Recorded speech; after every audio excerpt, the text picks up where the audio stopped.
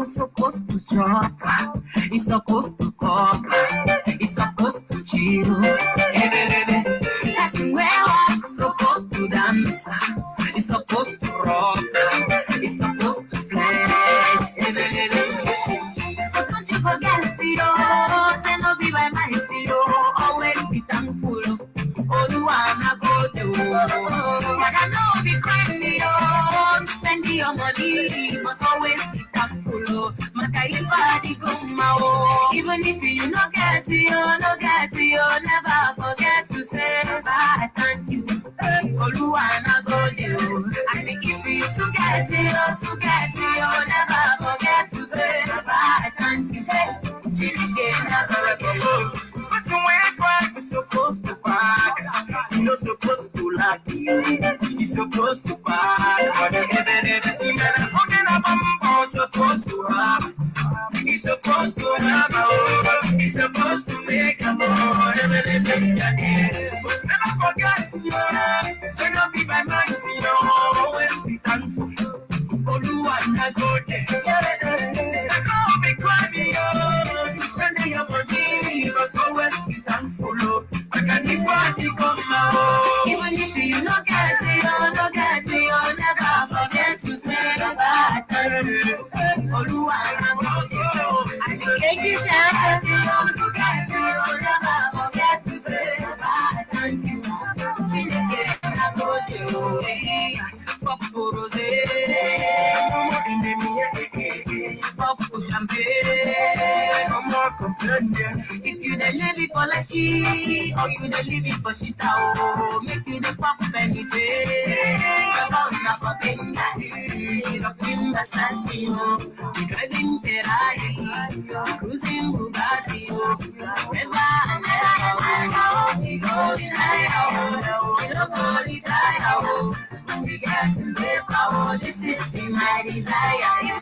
Good morning, wonderful people. Welcome to a special edition of Joy's Intellectual Spot with me, Joy Mama. Of course, every time I start or before I start Joy's Intellectual Spot, I love to start by listening to music and bringing up a positive vibe and making bringing our body and souls together, preparing ourselves for for the moment. So today my task is pretty technical and simple, I would say. We're going to be reading the National Development Plan, which was from 2017 to 2021. So it elapses this year. Going forward, we shall invite people with expertise to have what we call like a checklist, whether all what we heard in the National Development Plan has been executed, have we achieved, and then we'll just reflect here and there. So bear with me as I'll have to go through the document shortly.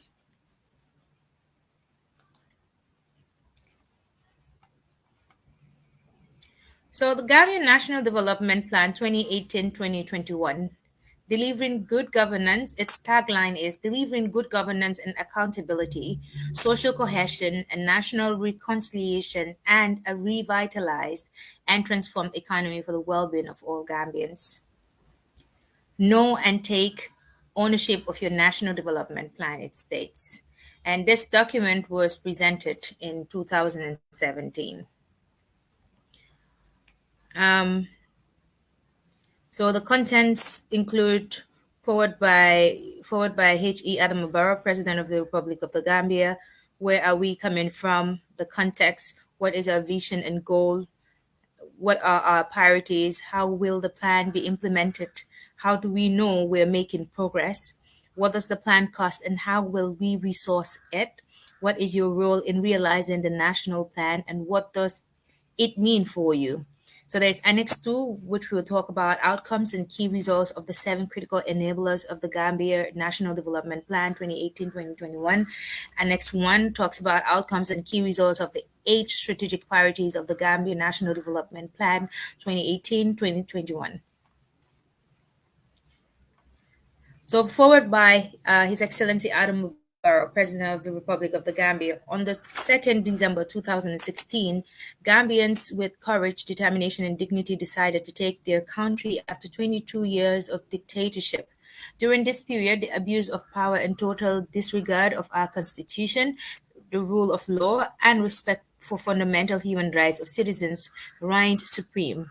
This historic decision that ushered in the new Gambia has created a seismic shift in our country's trajectory since gaining independence in 1965. It heralds a new chapter in our history and offers a renewed opportunity to build a modern, accountable state based on the foundations of democracy, good governance, respect for human rights, and security and prosperity for all. However, it also presents new challenges that need to be urgently addressed.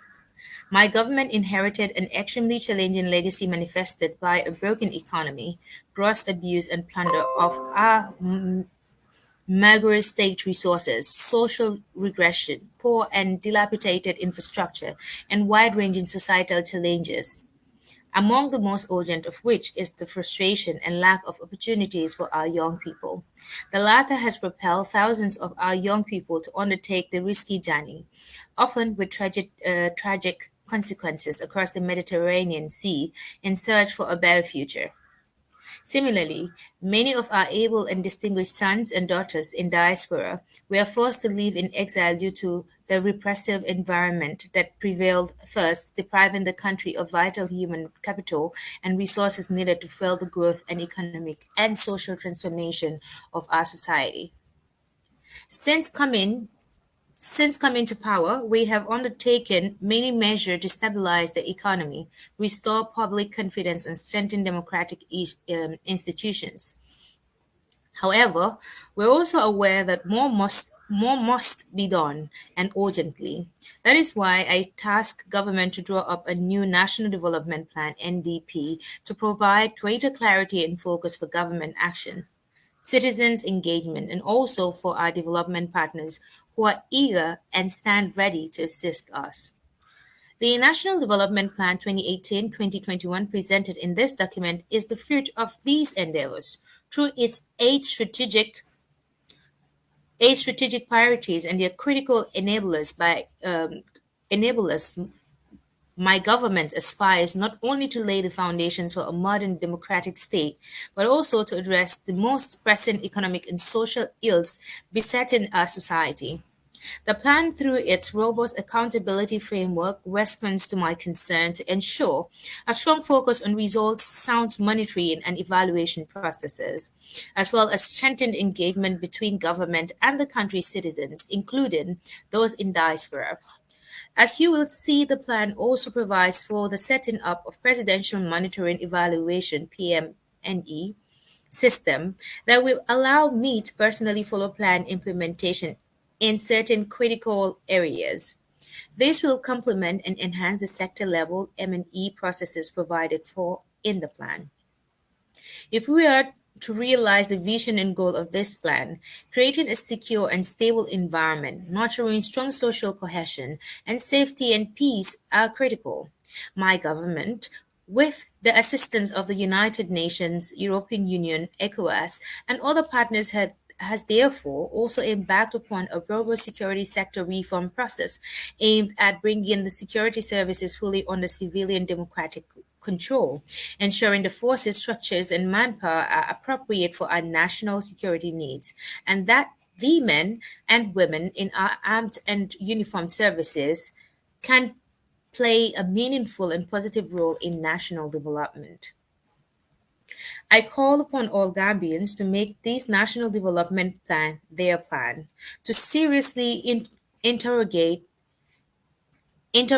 themselves on how best they might contribute on its realization, and most importantly, to hold us to account when we fall short.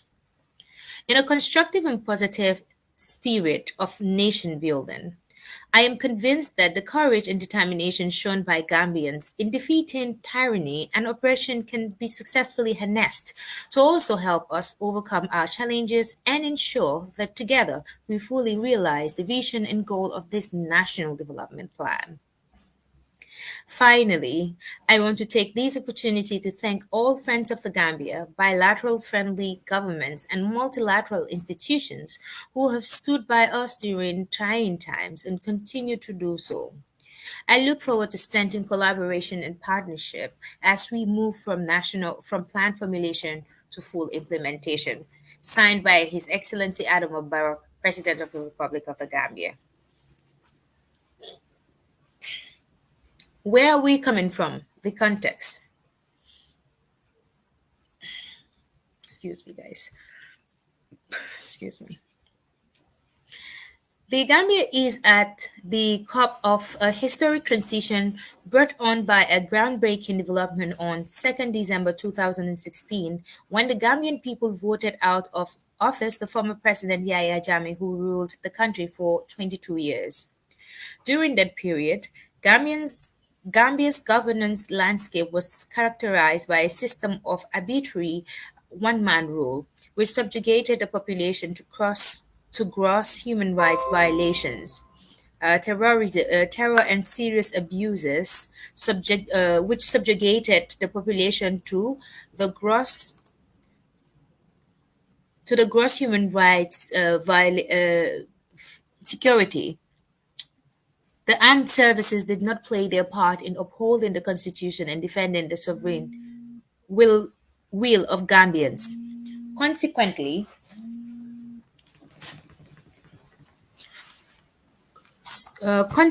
excuse me, guys. Consequently, government with the support of partners UN, EU, and ECOWAS has embarked upon a security sector reform aimed at bringing the security services under full democratic civilian control.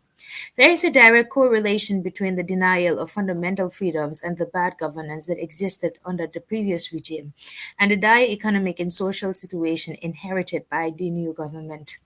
Thankfully, with the help of Providence, the determination of the country's citizens, the efforts of the new government, as well as the assistance of the international community, that dark chapter in Gambia's history is now a thing of the past.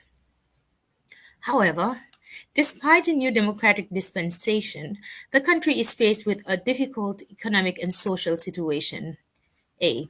A stalled um, a stalled economy arising from several shocks. These include a poor 2016-2017 agricultural season, which drastically reduced the groundnut crop, a severe contraction of tourism receipts during the traditional high season, and volatile oil and commodity prices. Estimates Estimates put the combined losses from these shocks at 31 million or 3% of GDP. Furthermore, gross international reserves declined to about 60 million United States dollar or 1.6 months import cover in 2016. B. Economic mismanagement and massive theft by the previous regime. This has resulted in further fiscal shocks. Theft from state owned enterprises (SOEs) has been estimated at 4% of GDP per year since mid 2014. C. The country is in external debt distress. It has an unsustainable public debt which stands at 48 billion Gambian dollars, which is equivalent to 1 billion United States dollars or 125% of the gross domestic product.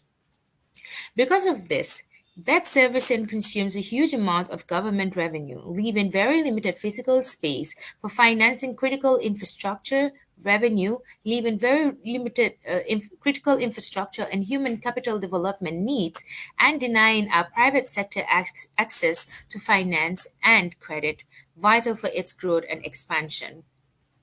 D. An acute electricity crisis. This arises from the inability of the sector to meet domestic demand or for economic activities. E. Agriculture. The sector has not significantly contributed to poverty reduction as 91% of the rural poor work as farmers, while the sector continues to be relatively undiversified, mainly smallholder based and characterized by rain fed subsistence farming. F. Tourism. This sector is challenged by poor destination recognition, attractiveness, dwindling product quality, undiversified products, limited air access, and reliance on tour operators' security and environmental degradation. G. Trade. The trading landscape is characterized by declining and stagnant domestic exports and an increase in growth in imports, which has led to a 30-year continuous current account deficit, except 2003-2007. H. Education. Education, while advances have been made with regards to enrollment rates and girls' education at the primary level, the issue of quality and relevance of the curriculum and learning material continues to be a source of serious concern. I. Healthcare. The Gambia's strong primary healthcare (PHC), which was a model for other countries, has deteriorated over the past years and is no longer able to serve the population adequately. J. Women's empowerment. Gender equality and women's empowerment are still major challenges major challenges Gambian society. I'll have to read that again, guys. I'm sorry. J. Women's empowerment. Gender equality and women's empowerment are still major challenges in Gambia society. K. Youth. Poor and inadequate education continues to limit the youth's productivity and acquisition of skills, while insufficient access to knowledge and information, including business development services for the entrepreneurial youth, is hindering their gainful engagement. Furthermore, efforts to fight poverty have proven ineffective with poverty levels remaining unchanged in the past decade. The percentage of households living below the poverty line of $1.25 per day was 48.4% in 2010 and 48.65% in 2015. The average GDP growth of 3% per annum has barely kept up with population growth of 3.1%. There is a rise in rural poverty and a growing gap between rural and urban Gambian with regards to access to health, education, and basic services. While the proportion of the households living below the poverty line is at 31.6% in urban areas, the proportion rises to 69.5% for rural Gambia. The rural areas account for 42.2% of the country's population, but they hold 60% of its poor. Through this plan, government will act decisively to address poverty, particularly rural poverty, and close the growing gap in access to basic services between the predominantly urban western part of the country and the rural poor predominantly found in the east of the country. Government is committed to serious economic reforms, and the historic transition to democracy opens many possibilities that could spur growth and restore the country's economic stability. Since assuming office, many significant measures have been taken by government. There is a marked reduction in domestic borrowing, which is already bringing down the prime interest rate from 23% before the elections in December 2016 to 18% in June 2017. A revision of 2017 budget has been undertaken with a view to bring the budget deficit down, leading to a reduction of government expenditure of about 1% of GDP. The budget of the Office of the President being cut by 75%.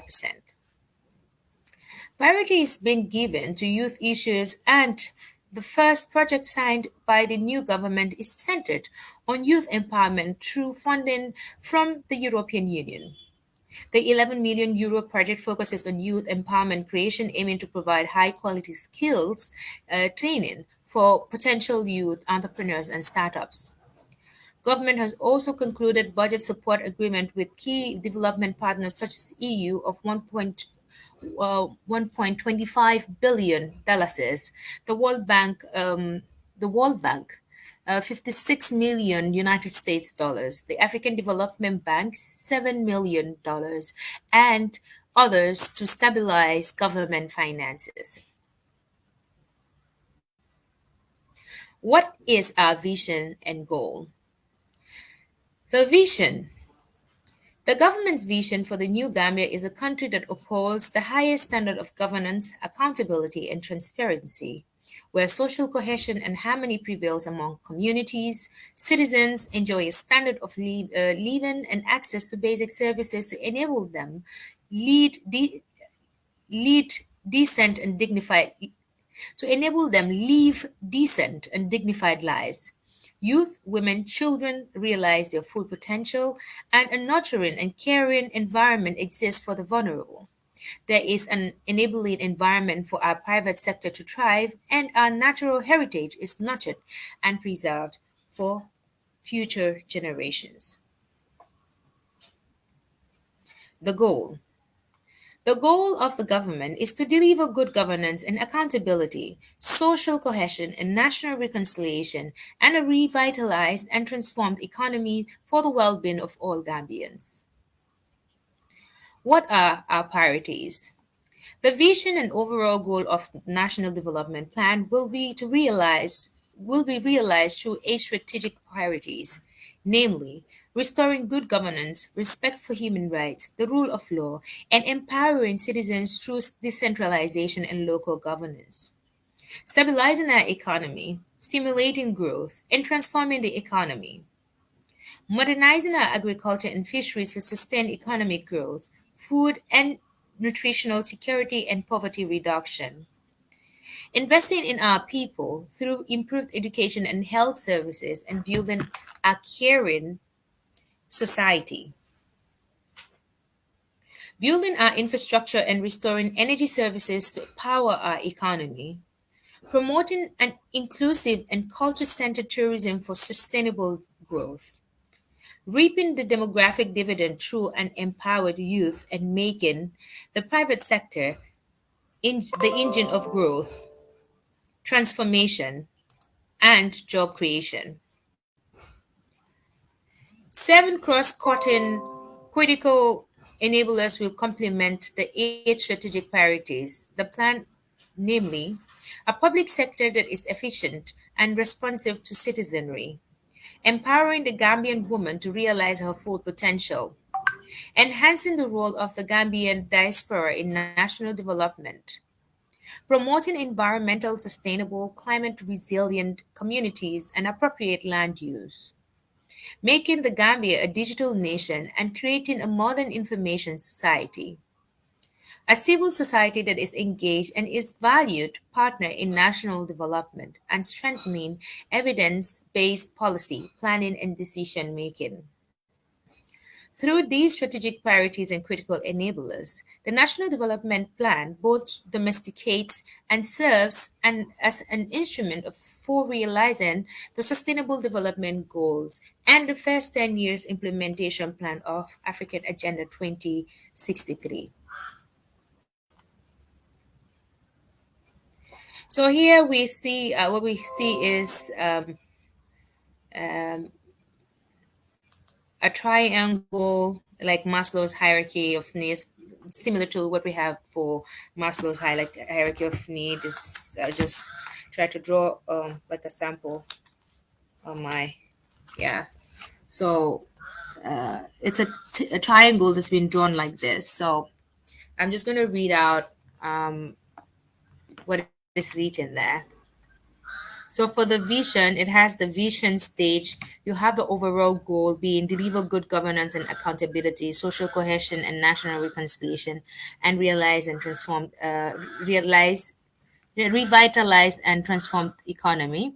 Then you come to the strategic priorities, which talks about governance and human rights and decentralization, macroeconomic stabilization and economic management. You have the modernized agriculture, that's agribusiness and fisheries. You have human capital development, health, education, and social protection. You have infrastructure and energy, tourism and culture, youth empowerment, private sector development, and trade.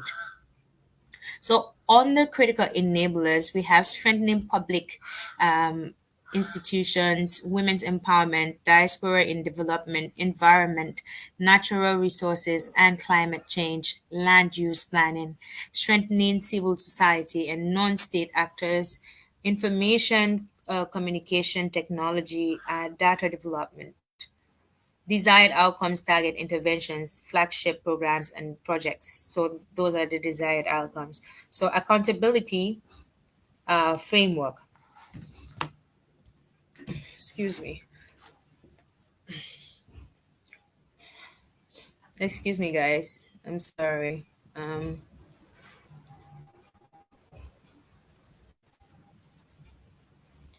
Um, so we have the accountability area. Accountability framework includes of rules,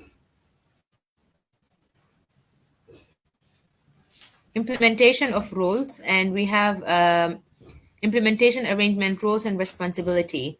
The M&E, that's monitoring and evaluation framework, measuring progress, achievements, and impact. Mechanisms for citizens engagement includes communication and information assessing. Yeah.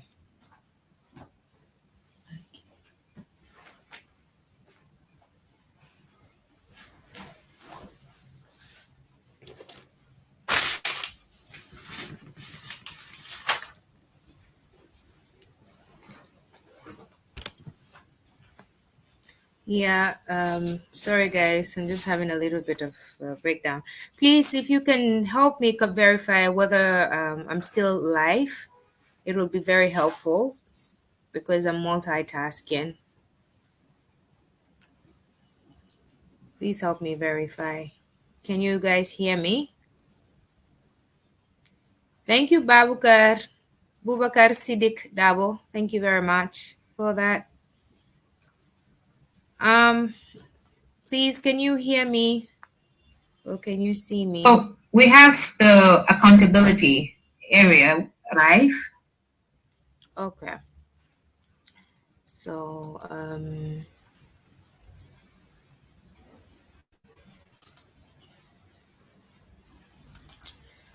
yeah, in continuity, restoring good governance, respect for human rights, the rule of law, and engage and empowering citizens through decentralization and local governance. So it says restoring good governance, rebuilding and restoring public confidence in key institutions, upholding human rights, and strengthening access to justice. In the context of transitional justice, are urgent priorities in national development plan. In this regard, government aims to enhance and improve human rights, access to justice, and good governance for all. To this end, government will review and adopt a new constitution, amend repressive laws, strengthen the independence and autonomy of the judiciary, indigenize the judiciary, leverage on ICT to improve and speed up justice delivery, and strengthen the Office of the Ombudsman alternate dispute resolution secretariat ADRS in aid of greater access to justice delivery. Human rights will be improved using the transitional justice mechanism, the Truth and Reconciliation and Reparations Commission, and by establishing a National Human Rights Commission as well as an anti corruption commission. Other, in, other interventions will strengthen the National Agency for Legal Aid, NALA, the National Agency Against Trafficking in Persons, NATIP, the National Assembly, the Independent Elections Commission, and the National Council for Civic Education, NCCE, to execute their mandates in order to attain the objective of the strategic priority on the restoration of governance. Decentralization is key to strengthening local governance and ensuring accountability, as well as the effective delivery of services to citizens. Under the plan, government will review and update the Decentralization and Local Government Act in order to strengthen its implementation. Other policies and regulatory frameworks will be harmonized for enhanced coordination of the decentralization program. The revenue base of councils will be expanded, and standardized financial management and accounting systems will support the decentralization's processes, stabilizing our economy, stimulating growth, and transforming the economy. Years of poor economic governance and misuse of state resources has left the Gambian economy in a perilous state. Under the plan, government will undertake major reforms in a bid to enhance macroeconomic management for sustainable and inclusive economic growth and poverty reduction. This will be achieved through prudent fiscal management, debt sustainability measures, broadening the tax base and improving tax efficiency, as well as implementing public finance management reforms. Government will design and implement sound monetary and flexible exchange rate policies for price and exchange rate stability, while also strengthening the state owned enterprises, SOEs, as well as financial governance institutions such as the Central Bank of the Gambia. Government will also strengthen and deepen Gambia's financial sector to ensure that barriers in access to finance to the private sector, including for agriculture, women, and youth, are eliminated. Modernizing our agriculture and fisheries for sustainable economic growth, food and nutritional security, and poverty. Agriculture is a leading sector in the Gambia's economy, contributing to 20 to 30% for the nation's gross domestic product and employing most of the country's poor.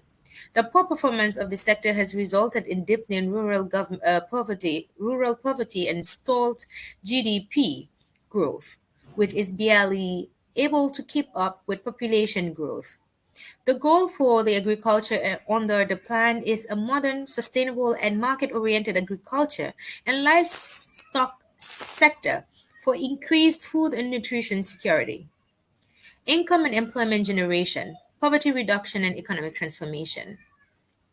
Key interventions include an agriculture sector policy and associated subsector policies to attract private sector investments, agriculture value chain development, including promotion of agribusiness and agro-processing, rebuilding and revitalizing the agricultural market infrastructure through cooperatives and commodities exchanges. Quality assurance mechanisms development to strengthen access to the export markets, increase production and productivity using sustainable land and water management practices to address hunger and food security needs, research and development and extension to ensure that farmers have access to the latest technologies, irrigation, seeds, and other inputs to enhance productivity, promotion of climate smart agriculture to build resilience, pest and disease control, reduction of past harvest losses, as well as inputs management. Increased support will be provided to the livestock sector through promotion of value chains, development of feed sources, and disease control. Government will promote a vibrant fisheries and aquaculture sector through research, sustainable management, and utilization of the fisheries resources that would enhance employment and create livelihood opportunities, generate income and foreign exchange earnings, and contribute to food and nutrition security.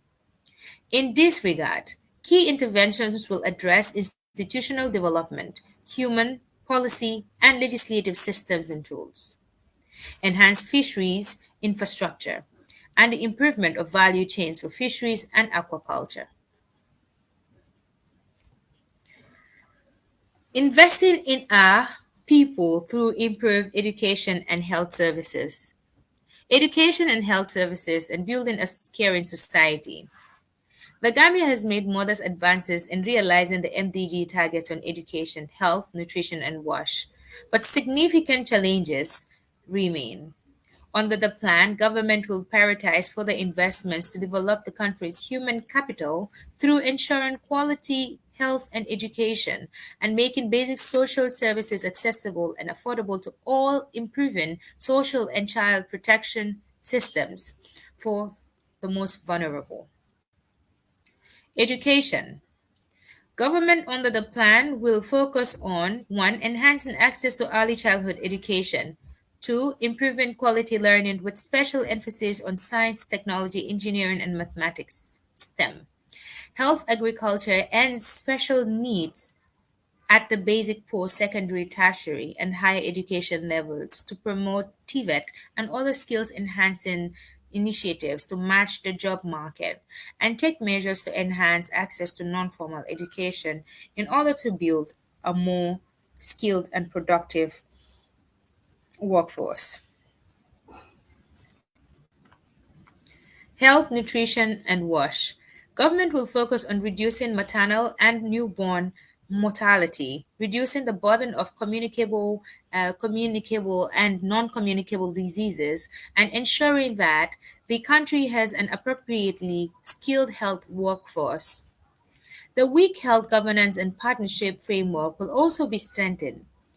In nutrition, government will take measures to improve the nutritional well-being of all Gambians, paying attention to mothers and children, including the use of the baby-friendly community and hospital initiatives, micronutrient deficiency control mechanism, and use of IYCF practices to improve optimal infant and young child feeding. On the WASH, the plan will address improved equitable access to safe and affordable water and sanitation, good hygiene practices, and environmental protection for all. Social protection. Social protection is key intervention on social protection.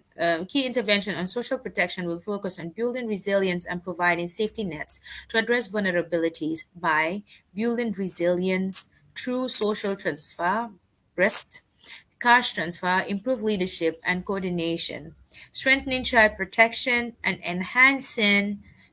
enhanced participation and economic empowerment of persons with disabilities. So, guys, thank you so much for staying tuned with me here. Today, we're just going through the National Development Plan, and hopefully, in our subsequent times, we'll continue from where we have stopped today on the national plan and bring a guest in order to digress and we try to figure out how far have we come from 2017 to 2021.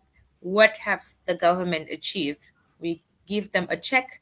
It will be more or less be like a checklist from the 8 priority sectors, and each, if possible, will endeavor to get like practitioners that will help in digressing the information I've just read to you. Because before we deliberate on issues, and there's a policy document to that effect, it's important that Gambians know what is embedded in their national development plans, and this is why we chose to read it out before coming on board with our guests to speak about it. So join us at a later time where we'll have a continuity of the National Development Plan. And as soon as we are done with it, we shall bring experts in that will help us to digress better and also hear from experts' opinion. And if possible, we will try to get people from the Office of the President to tell us what they've achieved so far, referencing to or citing the National Development Plan. So thank you very much, guys. I hope you had a good time. Listening to the readings or watching the read while I read, because it's essential that we know the integrity or nitty-gritties of the National Development Plan, and thus makes us more patriotic citizens of the Gambia.